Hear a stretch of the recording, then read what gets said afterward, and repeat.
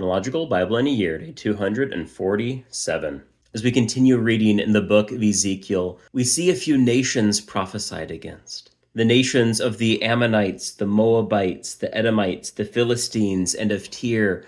God tells them that you will be destroyed as well. Not because just the evil you are doing, but because of the way you mocked and incited Israel and Judah to evil themselves. In a previous video, someone mentioned how they found it ironic that we're using this description of genocide to try to bring us to worship God, calling him good. And I typically try not to feed the trolls, but sometimes if I feel a genuine interest, I'll respond to them. In this instance, I commented that, well, technically, linguistically, historically, anthropologically, it was not a genocide. And we see that in part here because, well, first off, Israel was preserved, but also because the purpose wasn't destruction and eradication, but rather purification and restoration.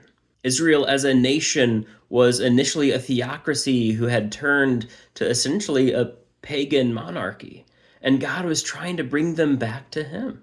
Now, if you don't believe in God, none of that matters. It was just the wars of history being wars of history. But if we believe in God, we can see God's true heart and love through this story. We can see how he was so appalled at the sin and the wrong that his people were doing, he had to go to these extreme ends to preserve and purify them.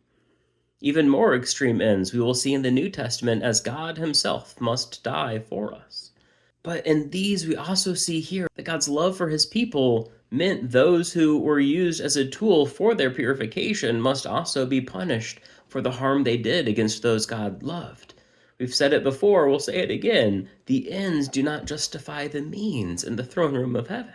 So as we take a look at these people, we have to look at ourselves as well and say, am I like the Ammonites or the Edomites or these other people? Am I aiding or enabling people in sin? And if so, how can I stop that, even if those people are myself? Do I need to rebuke myself? Do I need to rebuke others? Do I need to help champion righteousness among others? Do I need to remove things that can lead me or others that I have influence over to temptation? How can we be a people who pursue holiness and righteousness, fighting sin at all costs, so that we can learn from the mistakes of the Ammonites, the Edomites, the Philistines, the Moabites, the Tyrians, the Egyptians, even the Israelites and the Judeans? Let's live up to the standard that God set before us. We'll see some more downfall prophesied against Tyre and Egypt and some others in the coming days. But until then, God bless.